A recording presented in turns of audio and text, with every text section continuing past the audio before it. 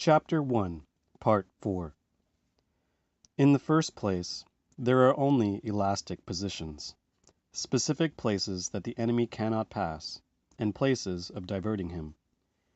Frequently the enemy, after easily overcoming difficulties in a gradual advance, is surprised to find himself suddenly and solidly detained without possibilities of moving forward. This is due to the fact that the guerrilla defended positions, when they have been selected on the basis of a careful study of the ground, are invulnerable.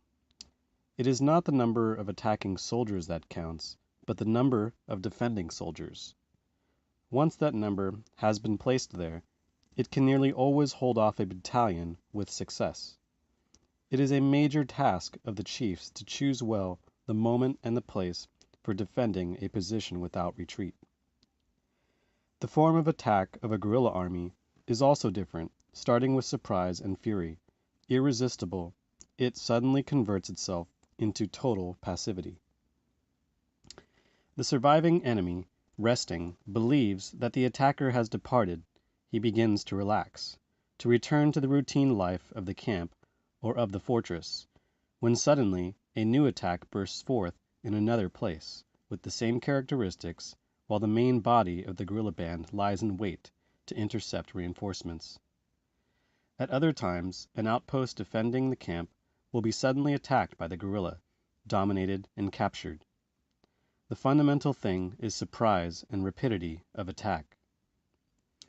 Acts of sabotage are very important.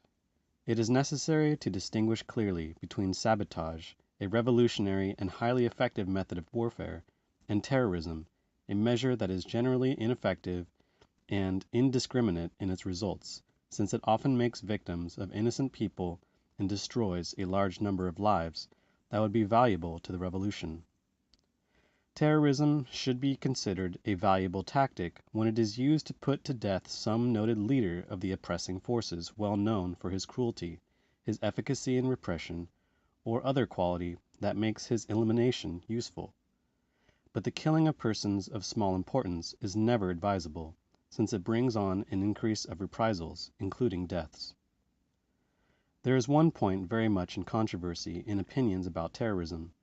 Many consider that its use, by provoking police oppression, hinders all more or less legal or semi-clandestine contact with the masses and makes impossible unification for actions that will be necessary at a critical moment.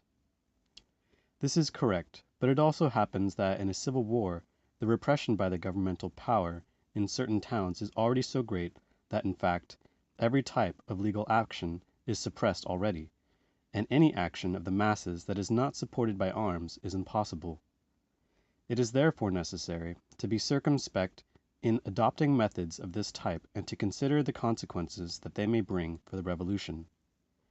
At any rate, well-managed sabotage is always a very effective arm, though it should not be employed to put means of production out of action, leaving a sector of the population paralyzed and thus without work, unless this paralysis affects the normal life of the society. It is ridiculous to carry out sabotage against a soft drink factory, but it is absolutely correct and advisable to carry out sabotage against a power plant. In the first case, a certain number of workers are put out of a job, but nothing is done to modify the rhythm of industrial life. In the second case, there will again be displaced workers, but this is entirely justified by the paralysis of the life of the region. We will return to the technique of sabotage later. One of the favorite arms of the enemy army, supposed to be decisive in modern times, is aviation. Nevertheless, this has no use whatsoever during the period that guerrilla warfare is in its first stages, with small concentrations of men in rugged places. The utility of aviation lies in the systematic destruction of visible and organized defenses, and for this there must be large concentrations of men who construct these defenses, something that does not exist in this type of warfare.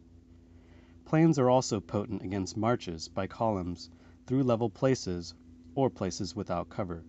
However, this latter danger is easily avoided by carrying out the marches at night.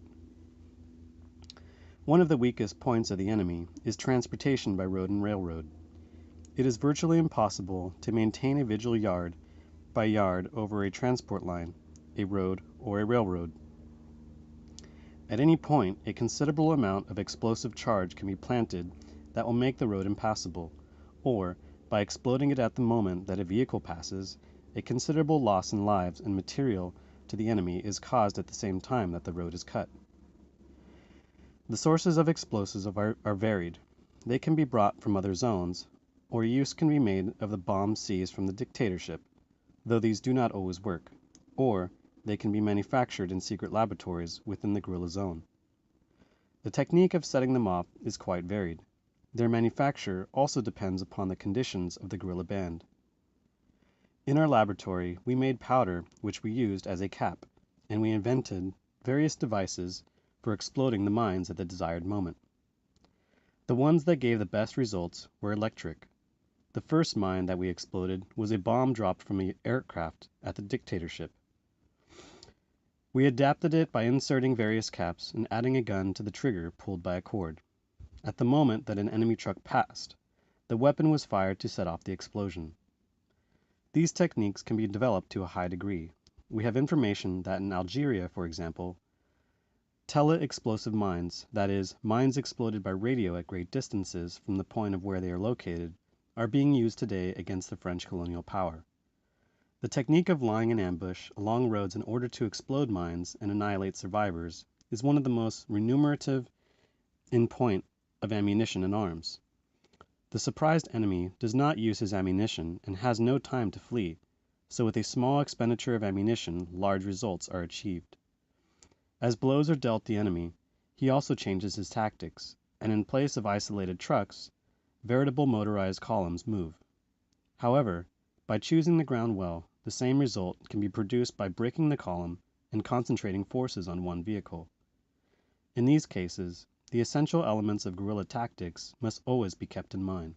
These are perfect knowledge of the ground, surveillance and foresight as to the lines of escape, vigilance over all the secondary roads that can bring support to the point of attack, intimacy with people in the zone so as to have sure help from them in respect to supplies, transport, and temporary or permanent hiding places if it becomes necessary to leave wounded companions behind, numeral superiority at a chosen point of action, total mobility, and the possibility of counting on reserves.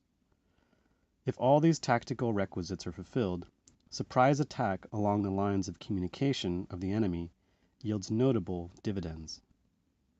A fundamental part of guerrilla tactics is the treatment accorded by the people of the zone. Even the treatment accorded by the enemy is important. The norm to be followed should be an absolute inflexibility at the time of attack, an absolute inflexibility toward all the despicable elements that resort to informing and assassination, and clemency as absolute as possible toward the enemy. Soldiers who go into the fight performing or believing that they perform a military duty. It is a good policy so long as there are no considerable bases of operations and in vulnerable places to take no prisoners. Survivors ought to be set free. The wounded should be cared for with all possible resources at the time of the action. Conduct toward the civil population ought to be regulated by a large respect for all the rules and traditions of the people of the zone, in order to demonstrate effectively with deeds the moral superiority of the guerrilla fighter over the oppressing soldier. Except in special situations, there ought to be no execution of justice without giving the criminal an opportunity to clear himself. End of Chapter 1, Part 4.